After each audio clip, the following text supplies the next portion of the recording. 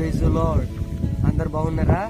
ఈ యొక్క సమయంలో దేవుని మాటల్లో మీతో పంచుకోవడానికి మరొకసారి దేవుడు నాకు ఎంతగానో కృప చూపించాడని, అటు కృపను బట్టి నేను చాలా దేవునికి సంతోషంగా ఉన్నాను. ఈ యొక్క వీడియోలో మీతో మోషే గారికి ఉన్నటువంటి 3 ప్రధాన లక్షణాలను అనగా గుణాలను తెలుసుకుందాం. 3 మోషే గారి యొక్క మంచి క్వాలిటీస్ గురించి ఈ వీడియోలో మీతో మాట్లాడాలనుకుంటున్నాను.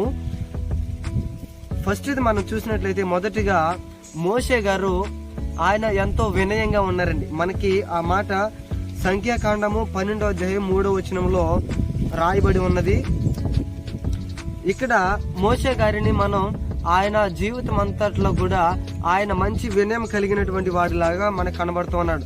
మోషే ఈజ్ ఏ హ్యూమిలిటీ పర్సన్. ఆయన చాలా వినయంగా పెద్దలను గౌరవించే వాళ్ళలాగా, తర్వాత ఆయనకున్నటువంటి అధికారులను గౌరవించే వాళ్ళలాగా, తన యందు ఉన్నటువంటి బిడ్డలను, తర్వాత తనకు కలిగినటువంటి ప్రతి ఒక్కరిని కూడా ఆయన వినయంగా వారితో మాట్లాడే విధానం మనకు ఈ యొక్క సంఖ్యాకాండం 12వ అధ్యాయం 3వ వచనంలో మనం చూసినట్లయితే బైబిల్లో మోషే గారిని భూమి మీద అతి వినయశీలి అని బైబిల్ అంతట్లో మనం చూసినట్లయితే సంఖ్యాకాండము 12వ అధ్యాయం 3వ వచనంలో బైబిల్ లో మనం చూడటం జరుగుతూ ఉంది. మోషే గారు మంచి హ్యూమిలిటీ పర్సన్ గా మనకి కనబడుతూ ఉన్నారు. తర్వాత రెండవది మనం చూసినట్లయితే ఆయనకు ఫస్ట్ గా వినయం కలిగినటువంటి వాడు. రెండవది మనం చూసినట్లయితే దేవునితో సన్నిహితం సంబంధం కలిగినటువంటి వ్యక్తిగా మోషే గారు మనకి కనబడుతూ ఉన్నాడు.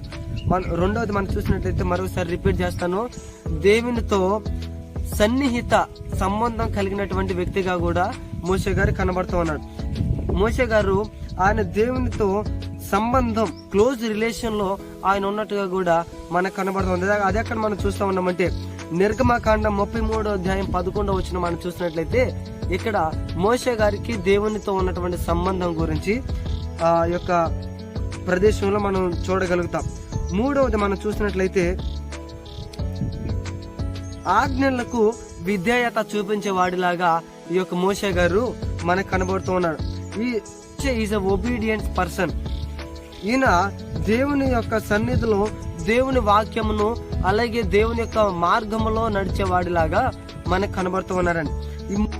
మనం మోషే గారిలో ఉన్నటువంటి 3 మంచి క్వాలిటీస్ మనం నేర్చుకుంటూ ఉన్నాం.